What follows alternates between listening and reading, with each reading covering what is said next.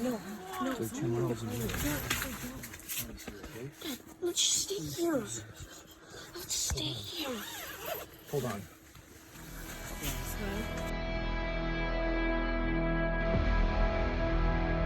What's going on, guys? I need to tell you about a trip I was on 2 weeks ago with my family. This is not a trip I was actually filming, didn't plan to do a video on it. However, it ended up being the most dangerous encounter I've ever had tent camping, and I had my entire family with me. So my wife and I decided to get the kids out. We decided let's go camping on a Wednesday night, Thursday night, at an area that's close. We went to the Rampart Range Road. I'll talk about it here in a second. But what we didn't realize, guys, it was Memorial Day weekend. So we went out Wednesday and Thursday, and even though that's typically not too crowded, because the big holiday weekend coming up, it was extremely crowded already when we got out there. Now, the Rampart Range Road is a very well-known area. It basically connects Littleton, Colorado, or Sedalia, Colorado, all the way to Colorado Springs. It's a dirt road up at elevation in the mountains, and every quarter mile or so, there's a camping spot that you can stop at, camp, and you don't pay any fees. It's free camping. This place on the weekends, guys, gets very busy, and I knew that. Typically, Wednesday and Thursday wouldn't be too bad, but because of the holiday weekend coming up, it was crowded, so we had to drive maybe 3.5, 4 miles on this dirt road before we found a spot. We did find a really cool spot though, got set up, a beautiful little area here. We had the cabin tent with the heater going, we had the bathroom tent with hot showers, everything you'd want when you're out camping to make it comfortable. Nice setup. Where everything changed was night 2, guys. So night 2, here's where it is. My family and I went to sleep early, about 9:30, 10 o'clock. It's my wife, myself, and 3 kids. We also had our dog with us. At 4 in the morning, we get woken up by a 4-wheeler driving by our tent. Now, just so you know, the Rampart Range is where off-road vehicles go to play. On one side of that road, there's trails for 4-wheelers and dirt bikes. You just typically don't have them driving by at 3 or 4 in the morning like this. So, 4 in the morning, this thing just goes by our tent. And we woke up. I mean, it woke us from our sleep, but we laid back down to go back to sleep. No big deal, right? Then about 15, 20 minutes later, and when you're sleeping in a tent with your kids, guys, this is like the worst fear you're ever gonna have, but that 4-wheeler comes all the way back up. And it stops right next to our tent. So now that my wife and I are sitting at alert, all we hear from outside is, F this, mother F this, I'll fight every F'er out here, da. Angry, drunk yelling from right outside of our tent, feet away. Now my wife at this point, she says, hey, we've got kids. Just letting them know. We didn't get an apology for, hey, sorry we woke you up, sorry something's going on. All we got is, we got kids too, yelled back at us. And more angry cursing. So my wife and I kind of get up and we're listening to what's going on. Come on! Give mom the phone. No, here, give inside. And these people are arguing and kind of walking right through our camp now. It's 2 people, there's a male and a female. Both drunk and now walking through our camp. So my wife unzips the tent and looks out. She says, they're walking through camp. So they're literally going through camp. So now my wife unzips the tent and steps out to kind of see what's going on as they walk off. And they hear this and turn around and they yell at us through the forest, do you have jumper cables? And we didn't with us. And my wife kind of laughed like, no, we don't, which angered them. So they then turned and came back into camp at us. And there's a male and a female. So I get out of the tent and I'd moved away maybe 10 feet from the tent to try to pull them away from where our kids are. And my wife stayed right at the door there. So the female came and got right in my wife's face. It's probably 4:15 in the morning now with 3 kids in the tent. We are in national forest, no cell service, just us. The guy, he walks over where I'm standing, and then the gal starts yelling at my wife. F you, F this. And my wife says, hey, you need to move back. She tells my wife, you need to move back, bitch. And I was like, so my wife was a D1 athlete. She's in good shape. She's very strong. And this little gal would have no chance with her. So I looked at the guy and I said, hey dude, you don't want them throwing down, man. At which point he said, you want some too? And he threw his fist like really high up like this, like he was gonna come at me. And I said, no. I said, you don't want them to throw down and I'm a lot older. Don't even know what that meant, but it's what I said in the heat of the moment. So at this point, I'm just trying to de-escalate the situation, letting them know, hey, I got no jumper cables. 3 miles down the trail, I have them in my car, but I got nothing here to help. I apologize. So they get mad and they kind of come together and start yelling at each other and walking off into the forest. Guys, it's a new moon. There's not much light out, and they had an iPhone walking into the forest, kind of bickering.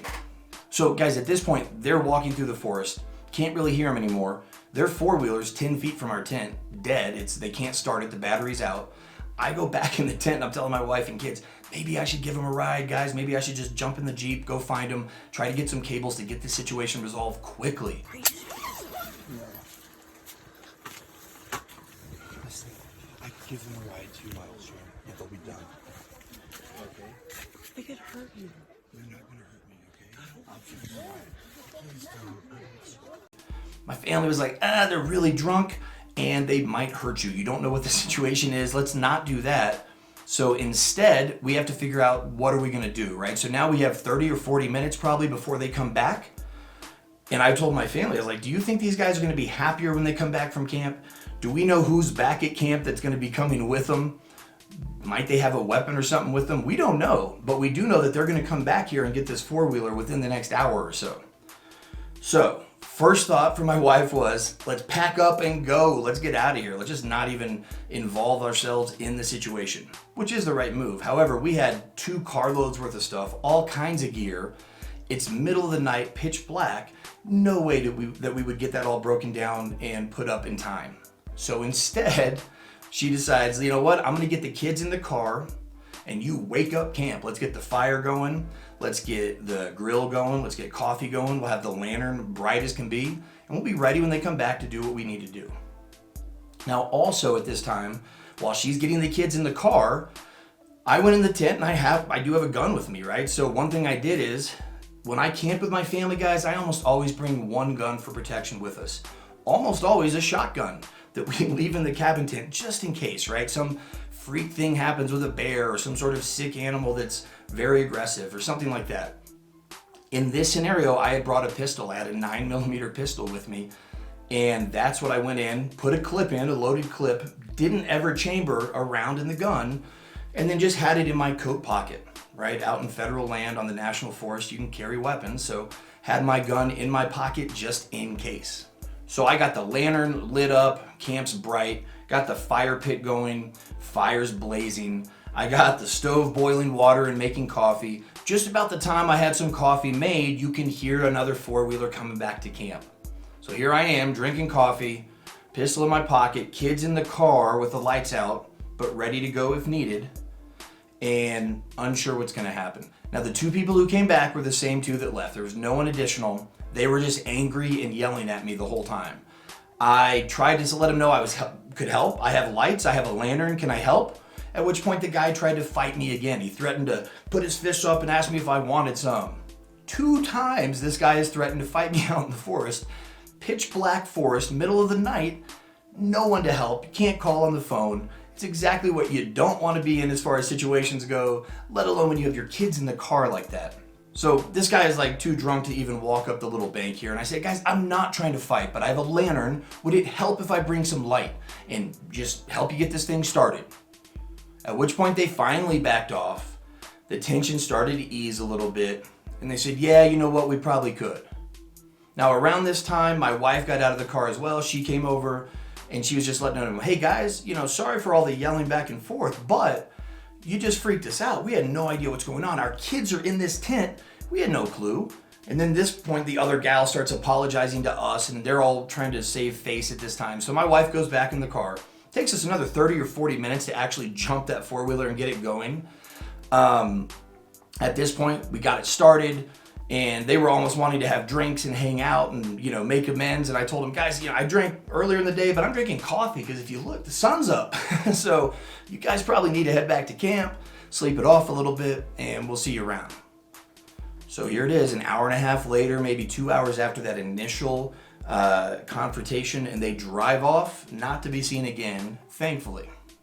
At this point, we get the kids out, we break camp, and we get out of there, we go home, right? And the thought was, hey, do we alert police? Nah, there's no real need to alert police on this because there's probably not an actual crime to even follow up on or report on.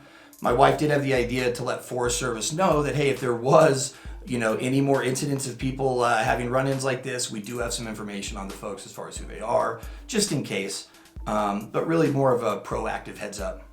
So as a quick recap, for me, probably the most dangerous experience I've ever had in the woods. Happened to have my family with me at the same time. I appreciate you guys listening. I hope everybody's staying safe. Got a lot of other videos I need to edit and put up soon. But in the meantime, take a look at this actual footage from the tent. Bye. Come on. Give mom the phone. No, here, give inside. I should give him a ride. Yeah. No. They're 2 miles away.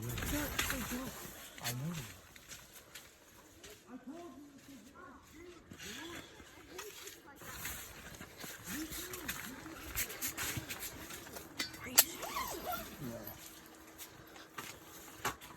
Listen, I could give them a ride 2 miles here, and they'll be done.